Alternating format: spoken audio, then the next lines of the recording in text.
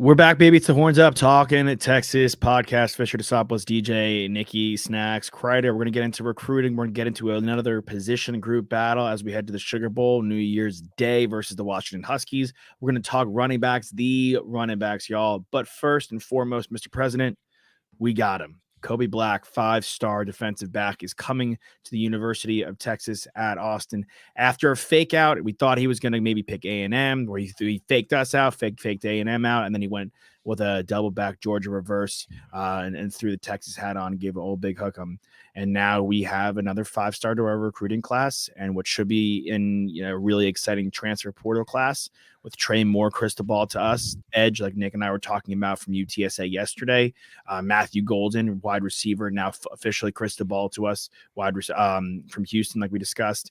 And Makuba's taking his visit, defensive back from Clemson. He's also on our radar, but another great get for Sark and co, who are, double dipping and doing double time as they prepare for the college football playoff and stay hot in the recruiting trail.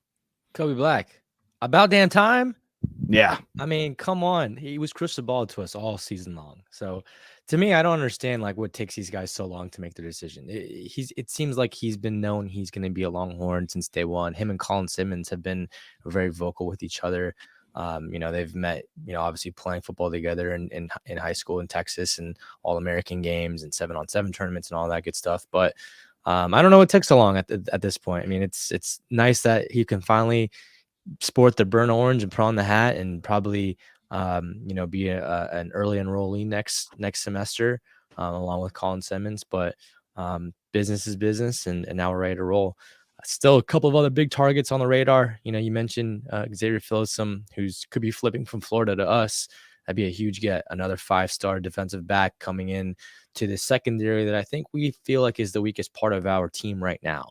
If we really had to break it down, I think the second, just because of youth, at the end of the day, there are some transfers. We mentioned Larry Turner Gooden is transferring out. We have youth with Brooks and with Muhammad, and of course Derek Williams. Like, those are all young cats, so you can never get enough guys. But we talked about Makuba as well from Clemson coming over. I think that'd be a really good pinnacle of our defense to kind of anchor down a young secondary, a guy with some good experience from the Austin area who's played significant time for a big university. We need something like that. But all is good right now in recruiting space. I mean, hopefully we land these other big fish. For me, I mean, I think I'm more excited about the transfer portal more than anything, just because these guys are ready to go. At the end of the day, we might not see Kobe Black hit the field till sophomore season. I mean, maybe he sees a couple of snaps here and there. Obviously, it happened with Malik Muhammad, and we see Anthony Hill. But at the end of the day, we know the guys who are transferring in, like Trey Moore and like Makuba, they're ready to play day one. They're ready to be starters and vie for SEC all conference teams. You know what I mean? Mm-hmm. Yeah, absolutely. And I thought, interestingly, when asked about the decision, Kobe did admit that he knew he was going to Texas before his senior season even started. So I think it's just a matter of whatever. You want to do it on the big stage. You wanting to wait, for early signing day. You wanted to get a little bit closer to that going into this before he officially committed to the University of Texas. We were ranked the number 11th class by 247.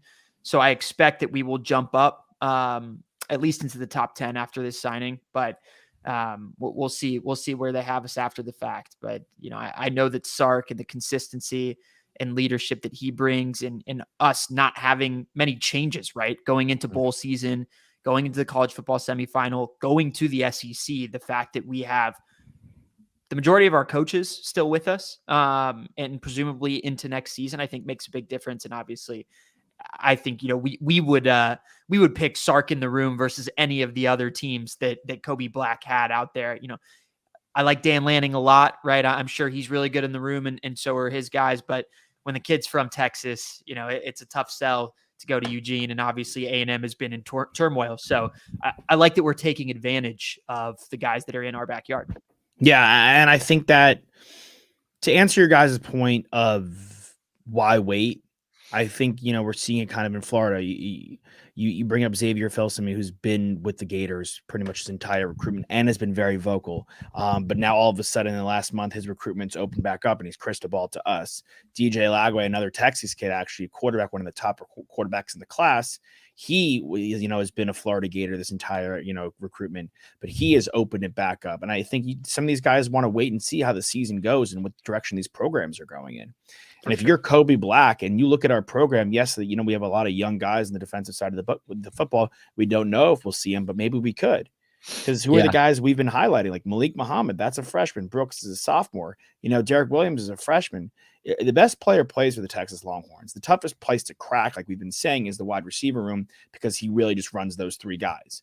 But outside of that, like if you're a freshman and especially on the defensive side of the football, and you can contribute and you can play and you're good, like he is going to play you. So I think Kobe Black looked at that. Coach Gideon, I'm sure, was a big part of it. And defensive back, he's having been there, and all the recruitment we have going on. He's like Toss said, he's a homegrown kid. We know like how Nick and Toss and I and Quan, we've all four been saying for pretty much the entirety we've done this podcast, you have to win your backyard. And so this was paramount. We got this guy, but it's tough to take him away from us, especially with SEC, A&M on the down, Baylor on the down. There's not a lot of great football going on in Texas outside of us. Yeah, I can't take another Texas kid going to Ohio State or something like that. True. Ohio State, because we've seen that so many times. You look at Garrett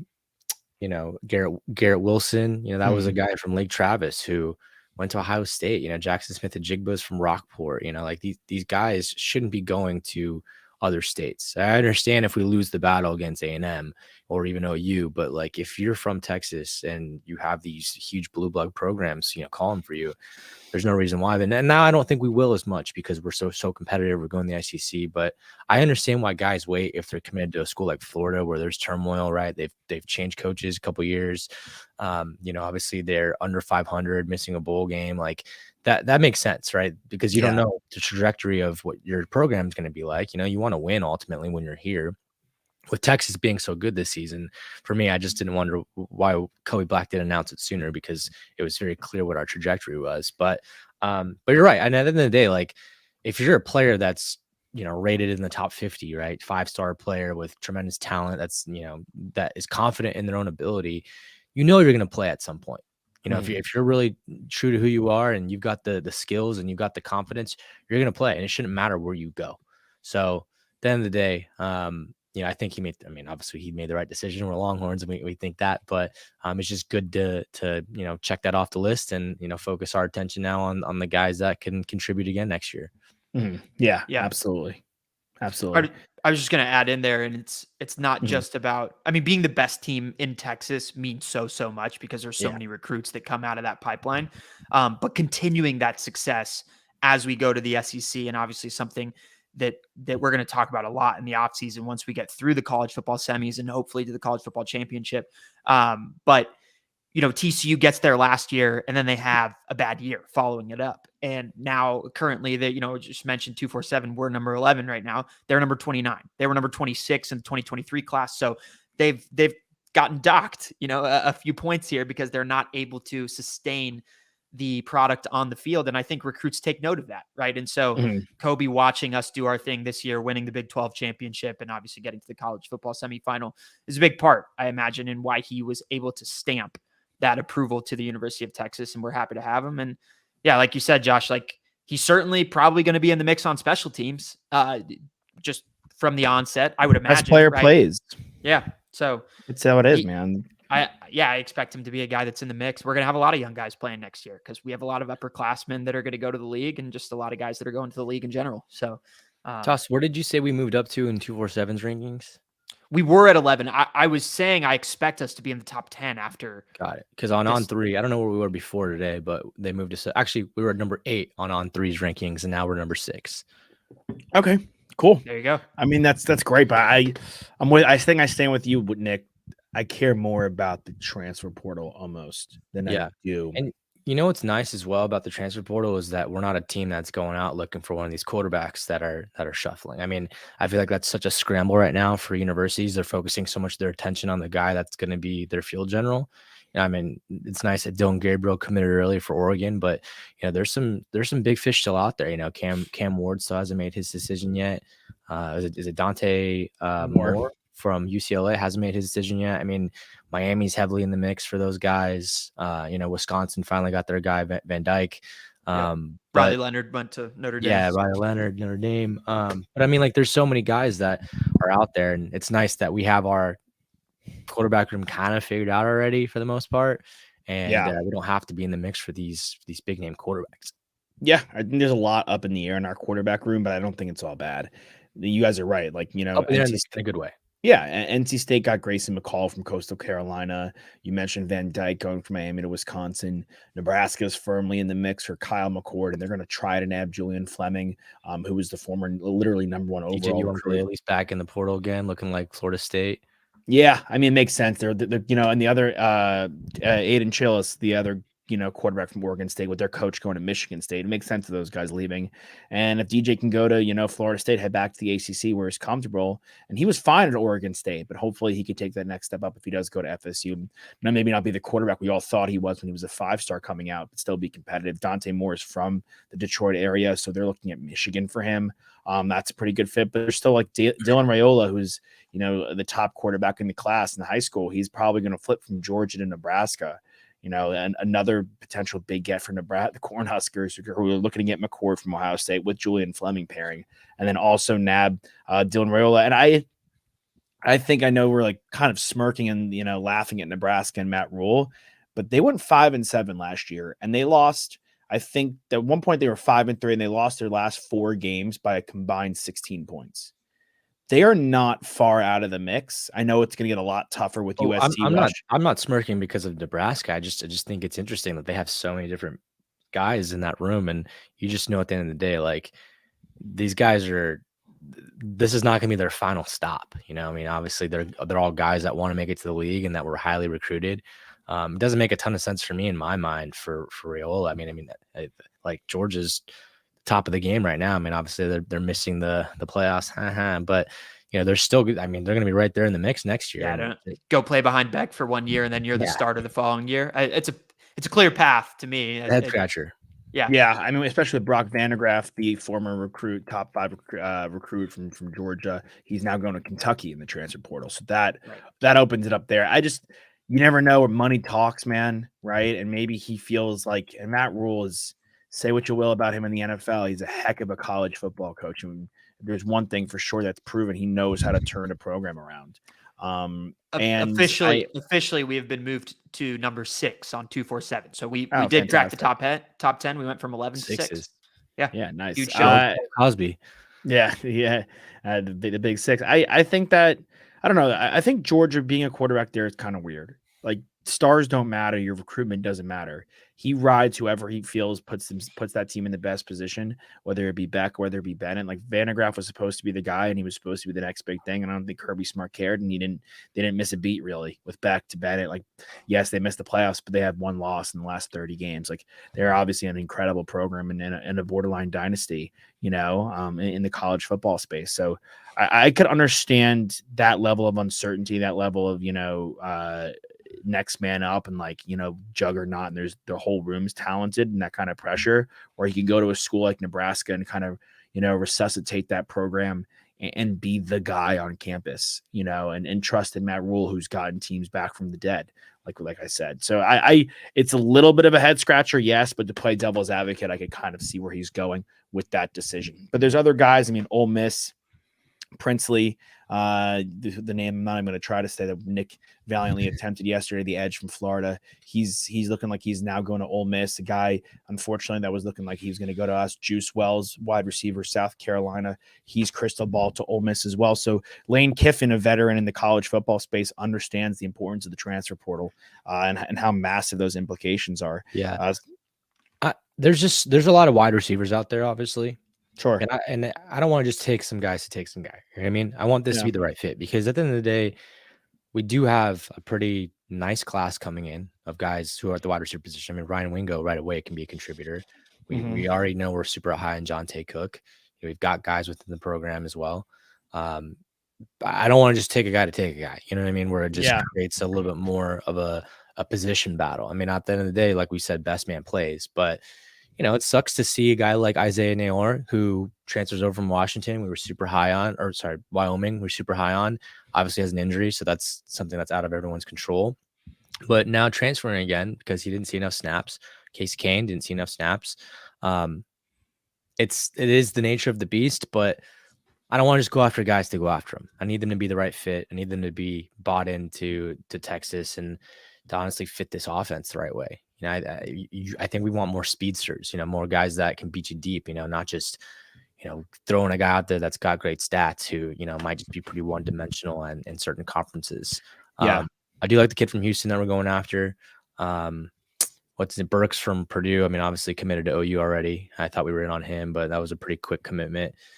Juice Wells, as you mentioned, but I think was it Landon Humphreys from Vandy went to Georgia. So there's guys that are dropping off, but there's guys that'll come still. Yeah. Like I think there's Brown's one to look at, maybe from USC.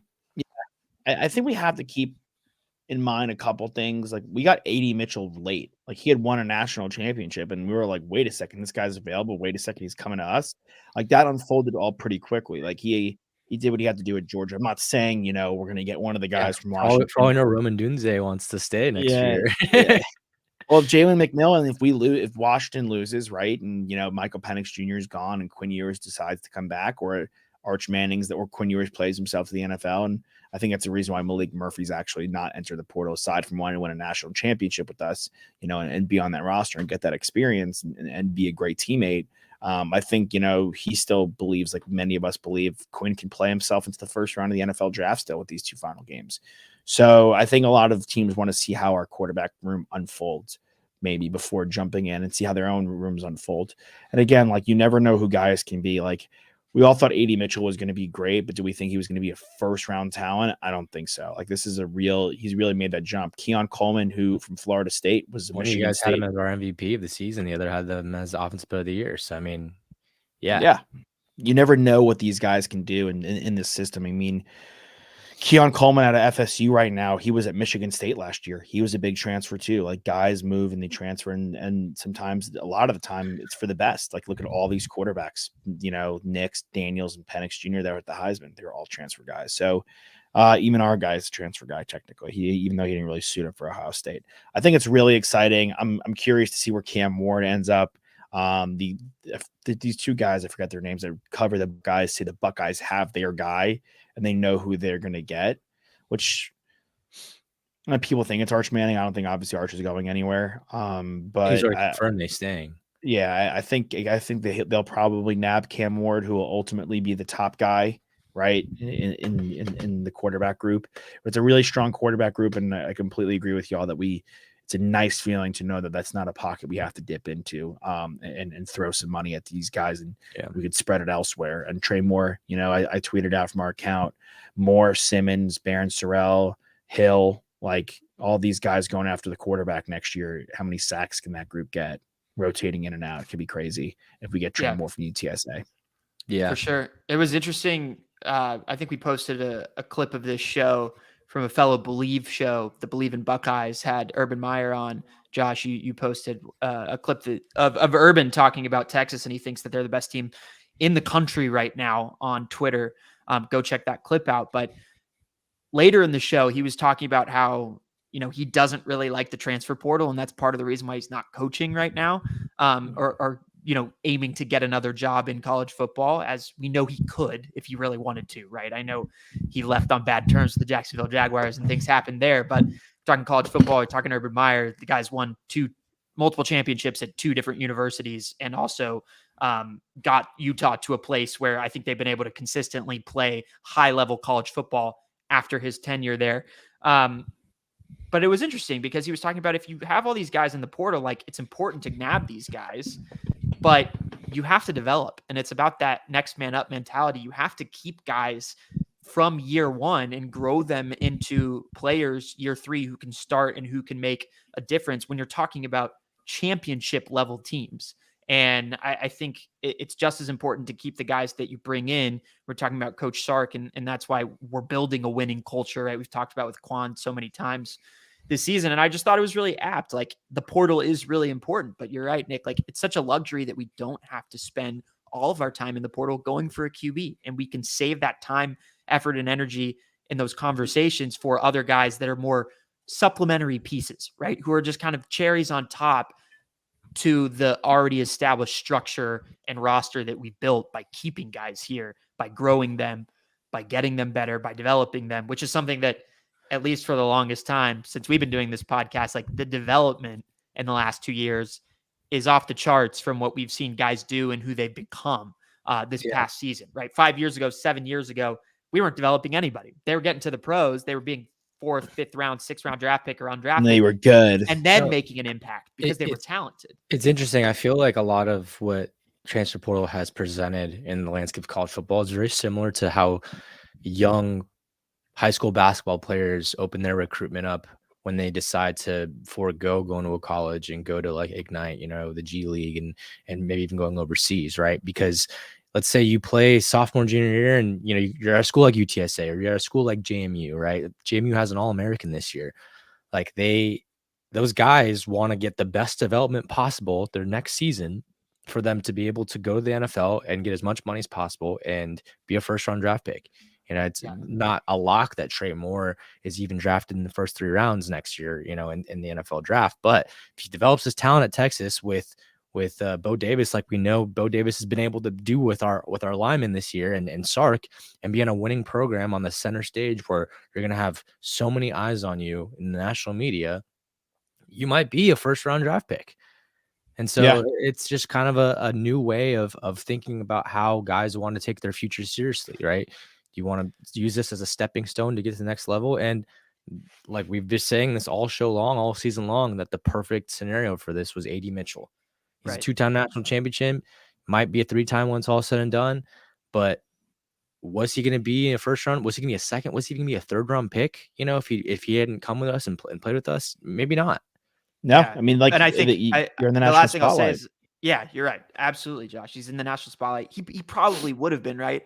And what I mentioned, I think last week when we did our MVPs, was that 2 years ago, AD Mitchell was a contributor at Georgia, right? It's not like this guy was in a bad position. He won 2 national championships in a row and then decided to transfer. So it takes the right kid going into the right program for everything to work. Like there's so many QBs that are going all over the place. And we've already seen that how many 2-time transfer QBs do we play this year? I think we played 2, right? And we at least played JT Daniels. And guess what? Yeah, the guy's he retired. He's not going to the pros. And it's no knock on him, but sometimes that much change curbs your development, right? It makes it that much harder. And you have to be the right type of guy mentally and be going into a situation that wants you to flourish. I understand chasing the bag. Sometimes you have no other option. And I guess maybe your hand gets forced a little bit, but the big league money is always going to be more than any sort of NIL college money at the end of the day. Yeah, 100%. And like, look, I'm not saying we've been a lock. Like Isaiah Nair, like he flopped for us, unfortunately, in the transfer portal, and he's going back in. But I feel like we've had good success. Don't you think, though, if he stayed, he would have been a guy that was utilized next year in a capacity that made him look like a pretty damn good receiver? That's how I feel. I don't think we've missed on the transfer portal, to be honest. Like Quinn, outside of that, but I think for him, you look at the guys that are coming in next year, and you have to evaluate for yourself. Like, I have to compete with these freshmen who are 5 stars, who are healthier than I am. So that's what I say about the mental thing is like, be that guy who's a dog and is like, I don't care that you're a 5, so I'm going to beat you out. You're going to take my job, and it's just not as many kids these days because you have the ability to transfer. Like they don't have that mindset anymore. And it's something that is lost a little bit. Right. And it's the same thing you're talking about with the high school basketball thing is a very apt comparison, because just because you're going to the G League and you're talented enough to do it doesn't mean it's going to translate well to being a good NBA player. Just straight up. No, not at all. I mean, like, look, Ron Holland, like a guy who was committed to us, he's struggling like crazy in the G League. He's not shooting the ball well, like, unfortunately. And now he's not a top 3 draft prospect on most people's board. He's fallen to like 7, 8. So you look, nothing is guaranteed in sports. We know that all the time. I just really think like even Gavin Holmes, who hasn't been amazing for us this year. Sorry. Excuse me, guys. Just the good things coming threes. Even Gavin Holmes, who hasn't been amazing for us this year out of Wake Forest from the transfer, like he's still been pretty strong and he's contributed. Ryan Watts, the guy we talked about, he's a massive piece for us. Ohio You State. know, Ohio State, yeah. Keelan Robinson, like we forget he's been with us a while, but he's a Bama transfer. Like it really matters, and we don't need Trey Moore, to be honest. Like we don't. We have Burke, we have Hill, we have Simmons coming in, we have Barron, Sorrell. We have 4 guys who are going to be on the roster that are good at getting the quarterback. But those 14 sacks will definitely come in handy, and he'll be great in the rotation, and he'll be in the spotlight if he comes to us. And who knows, like maybe he is our 80 Mitchell of the year, where we're like, all right, 80 Mitchell will be our third guy behind Whittington, behind, Worthy. And now we're sitting here like, okay, he's our best offensive player outside of Quinn, maybe better than Sanders. Like Trey Moore could be like, all right, like Hill and Burke and Sorrell and Simmons ahead of him, and he'll rotate in. He could be our best defensive player next year, and he could be a guy that a massive reason we're successful in the SEC and compete with like look, as good as Simmons is, and Hill is still young and Burke is big, but he's still young. Like this guy has serious experience, and we're going to a serious conference with a lot of professional offensive linemen, more so than we had in the Big 12. Like we really need a professional, a pro college player in the mix, and I think Trey Moore is a big piece, and I think he knows what he can bring in that capacity. So I think that's the next guy up on our radar.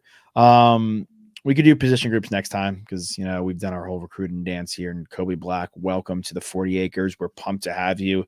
You're joining a great room. You're joining a great staff and a great program who has championships on their horizon. Hopefully in the next coming weeks, but if not then, hopefully in the 4 years that 3 years that you're here with us in Austin, Texas. So welcome, and we'll see you guys mañana.